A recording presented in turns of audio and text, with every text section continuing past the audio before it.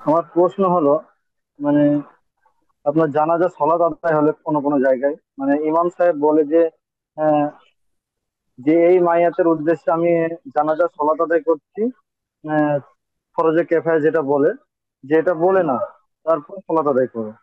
সেক্ষেত্রে ওনারা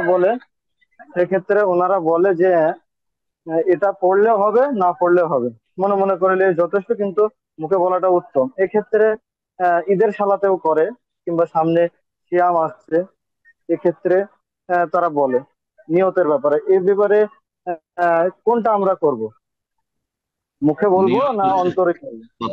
কথায় নিয়ত উচ্চারণ করা, আরবিতে হোক আর বাংলায় হোক অন্য ভাষায় হোক, যদি বলে যে আমরা নিয়ত করছি অমুক মাইয়েতের জানাজার সালাত, হ্যাঁ ইত্যাদি চার তকবীরে, তাহলে সেটি বেদাত, জায়েজ নয়, গুনহার কাজ।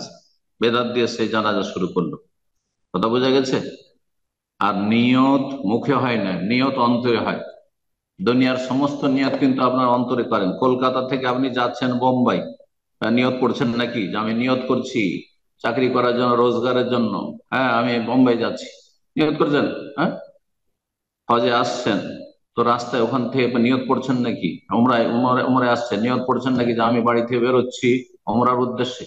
জাকাত দিচ্ছেন, দান করছেন, সেখানে নিয়ত পড়ছেন নাকি? শুধু এই নামাজ আর রোজার নিয়ত, নাওয়াইতা নাসুমা গাদান, এই আগামী দিনে রোজা রাখবো, এই বেদাতি নিয়ত। আর এই নামাজের জাকাত দিচ্ছেন, কোন হানাফি তো জাকাত দেওয়ার সময় বলেন না যে আমি নিয়ত করছি জাকাত দিচ্ছি, এত টাকা আমার আছে তার মধ্যে এত টাকা দিচ্ছি, কেন বলেন না? ওটাও তো গুরুত্বপূর্ণ ইবাদত একটি। হ্যাঁ, রোজার চাইতে হজের চাইতে গুরুত্বপূর্ণ। তো নিয়ত উচ্চারণ করা বিদাত, জায়েজই নাই।